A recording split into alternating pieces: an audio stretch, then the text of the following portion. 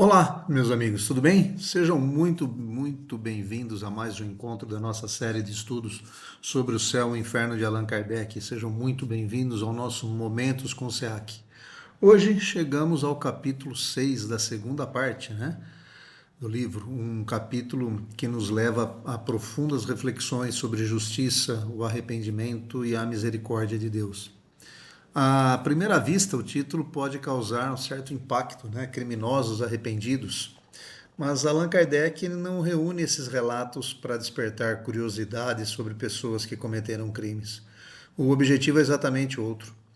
Ele deseja mostrar como funciona a justiça divina enquanto o espírito desperta para a realidade espiritual e passa a enxergar com absoluta clareza, as consequências dos próprios atos. Então, esse é um capítulo que nos ensinará que ninguém consegue fugir da própria consciência, mas também nos revela que ninguém está excluído da possibilidade de regeneração. Então, vamos seguir com nesse estudo aqui. Então, a primeira parte do livro do Céu e Inferno, de Kardec, demonstra que Deus é infinitamente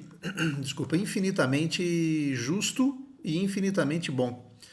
Na segunda parte, ele apresenta exemplos, relatos concretos que confirmam exatamente esses princípios.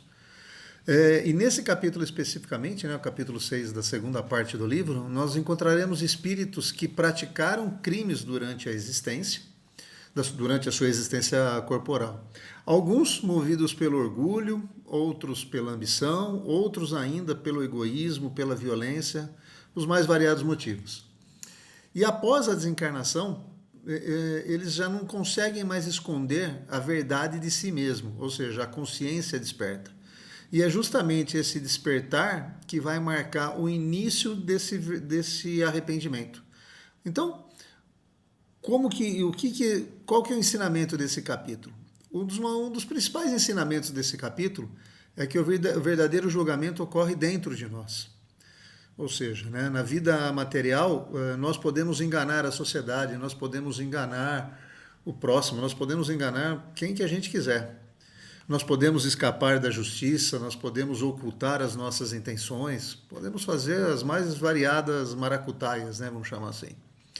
Mas diante das leis divinas, isso não acontece. Nós podemos esconder alguma coisa de alguns, mas da lei divina, nós não conseguimos esconder nada. Então, depois da desencarnação, o espírito vê a sua própria vida com enorme clareza. Ou seja, ele vai reviver situações, vai recordar pensamentos e vai perceber o sofrimento que causou. E além disso, ele vai perceber também, ele vai compreender as oportunidades que ele desperdiçou, quanto tempo ele desperdiçou na prática do mal. E essa visão, ela não é uma punição aplicada por Deus. É um encontro inevitável com a própria consciência. Ou seja, e é justamente porque a consciência desperta, vai nascer o arrependimento.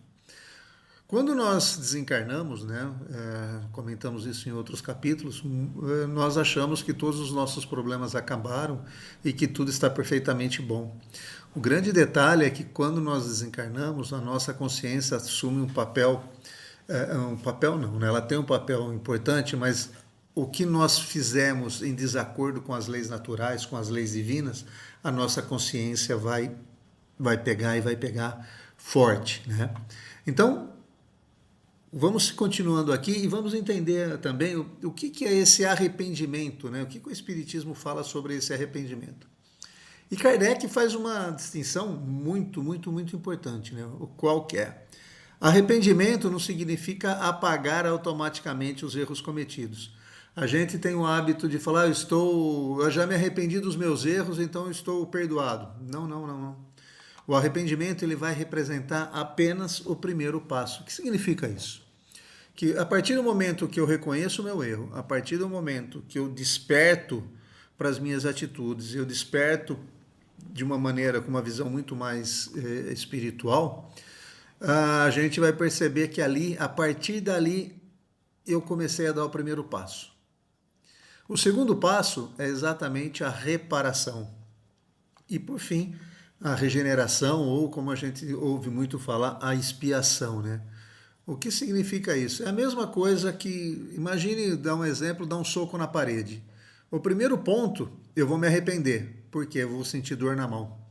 A partir do momento que eu senti dor na mão, eu já me arrependi. O segundo ponto é que eu vou ter que reparar a parede, eu vou ter que consertar aquilo que eu quebrei. E o terceiro, eu vou ter que consertar a minha mão, né? Então, eu vou reparar uma situação e depois eu vou ter que passar por uma nova situação para ver se eu entendi o meu aprendizado. E essa sequência aparece diversas vezes na codificação espírita. Primeiro, o espírito vai reconhecer o mal que fez. Depois ele vai reparar, né, como a gente estava falando. E mais tarde nós vamos receber novas oportunidades por meio das reencarnações para reconstruir aquilo que destruímos. Então, essa compreensão desses três pontos, né, ele vai eliminar duas ideias totalmente equivocadas. A primeira é pensar que basta pedir perdão para pagar todas as consequências. Não, já pedi perdão, já resolveu tudo, não vamos falar mais isso. Não, não. A segunda também é acreditar que determinados erros tornam impossível qualquer recuperação. Isso é um outro ponto muito importante. Por quê? Porque nós achamos que, dependendo das ações que eu tomei, eu não tenho mais recuperação, eu não tenho mais perdão. Não, não. No Espiritismo, ninguém vai permanecer condenado para sempre, né? Nós já estudamos isso em outros capítulos também. E outra, também tem um ponto. Ninguém também vai evoluir sem esforço. Então, da mesma maneira que eu não estou condenado para sempre, para evoluir eu vou depender de um esforço muito grande e meu, né? Ou seja, essa transformação ela vai exigir um trabalho interior muito grande. Mas tem dois pontos que é para a gente pensar sempre, né? Primeiro, que ela vai exigir muita humildade. E o segundo ponto, ela vai exigir perseverança. Por quê? O primeiro ponto é a gente se arrepender e perceber que está errado. Esse é o grande detalhe.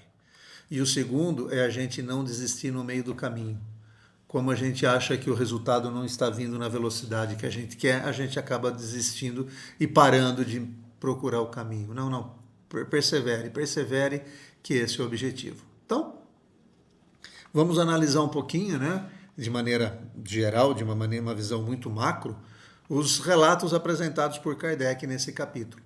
Então, quando a gente analisa esses depoimentos, né, reunidos nesse capítulo, nós percebemos algo que impressiona muito, né? O que impressiona? É que os espíritos, eles não procuram justificar seus crimes. Ao contrário, quando eles despertam moralmente, eles vão demonstrar um profundo sofrimento ao reconhecer o mal praticado. Alguns afirmam que a dor maior não está em qualquer punição exterior. Outros, né, alguns afirmam que não está em qualquer posição exterior, e eles falam que a maior dor está na lembrança constante daqueles que prejudicaram. Ou seja, a consciência me cobrando pelos atos que eu cometi. Outros reconhecem que desperdiçaram uma existência inteira por orgulho ou ambição. E esse testemunho mostra que o sofrimento moral costuma ser muito mais intenso do que qualquer sofrimento físico, né? Mas Kardec também destaca um outro ponto importante, que nenhum desses espíritos perde a esperança. À medida que aceitam ajuda, veja, olha o papel do próximo que nós discutimos no capítulo passado. À medida que aceitam ajuda, sejam de espíritos encarnados, sejam das orações que recebemos, né, nós começamos a compreender, eles começam a compreender as suas responsabilidades e desejam sinceramente a sua melhora.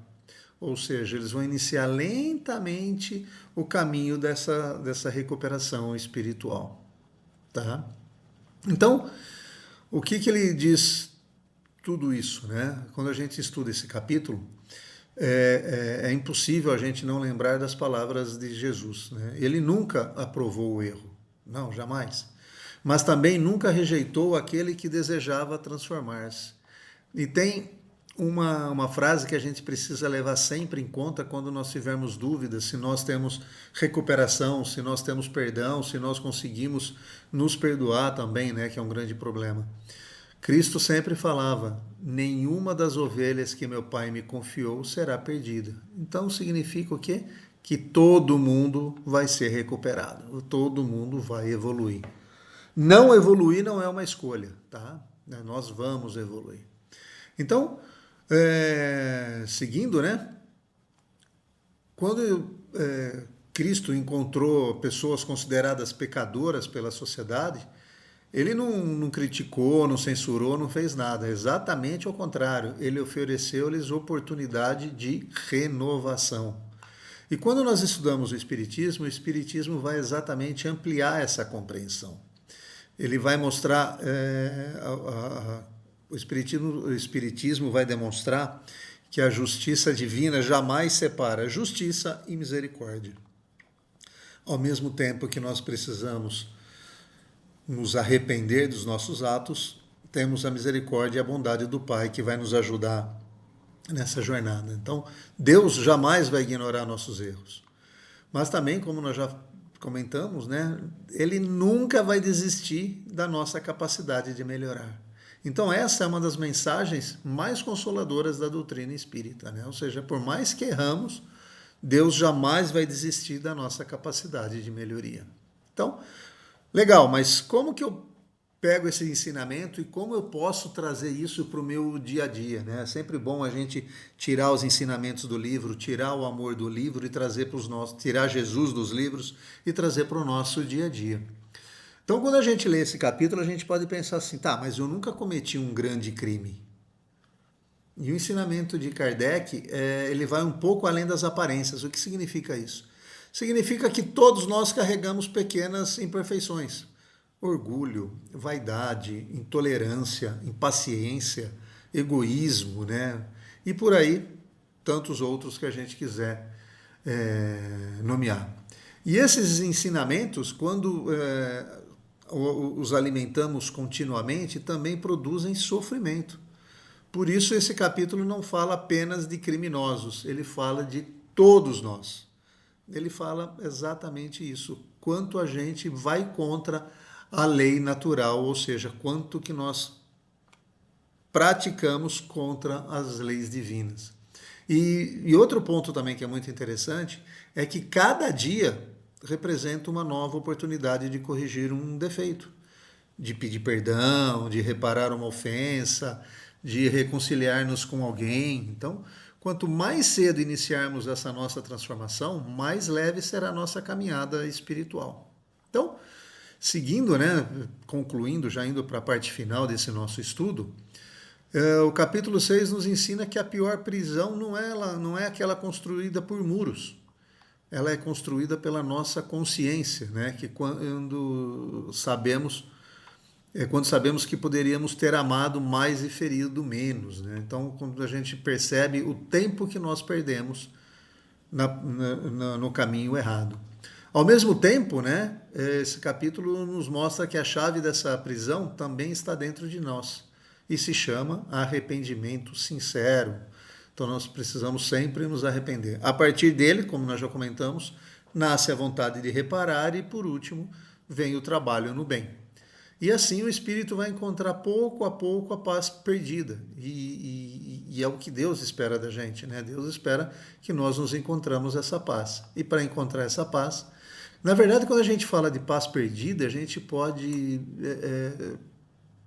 simbolizar isso através do nosso afastamento de Deus. Então, já que Deus espera que nós encontremos a paz perdida, Deus espera que cada um o encontremos para seguirmos no caminho da luz. Outro ponto interessante, né? A gente também muitas vezes a gente comenta que não é porque morreu virou anjo. A perfeição não é imediata, né? O que nós temos que ter sempre, né? É a disposição permanente para crescer. Lembra que nós falamos lá em cima de perseverança? É exatamente isso. Então, vamos chegando ao final de mais esse capítulo, né, do livro do Céu e Inferno, e hoje nós demos uma visão muito geral aqui, bem superficial, claro, para depois quem tiver curiosidade vai até o livro, lê os capítulos, E o que nós aprendemos aqui hoje é que ninguém consegue esconder-se da própria consciência. E também aprendemos que o amor de Deus sempre vai oferecer novas oportunidades de recomeço. Ok? No próximo encontro, nós vamos estudar o capítulo 7, Espíritos Endurecidos, e veremos como o orgulho pode retardar o progresso espiritual e como, mesmo distante da resistência do bem, a misericórdia divina vai continuar trabalhando silenciosamente pela nossa transformação, pela transformação de todos os espíritos. Meus irmãos, meus amigos, se gostaram desse texto, se gostaram desse nosso vídeo, indique para um amigo, entre em nossas redes sociais, nos mandem mensagens, digam se estão gostando, de onde estão assistindo, para que a gente continue sempre divulgando ainda mais, tá bom? A doutrina espírita. Que Jesus nos inspire a reconhecer nossos erros, né, com humildade e a transformá-lo em oportunidade de crescimento. Obrigado pela companhia, obrigado por mais esse momento e nos encontraremos no próximo. Que assim seja.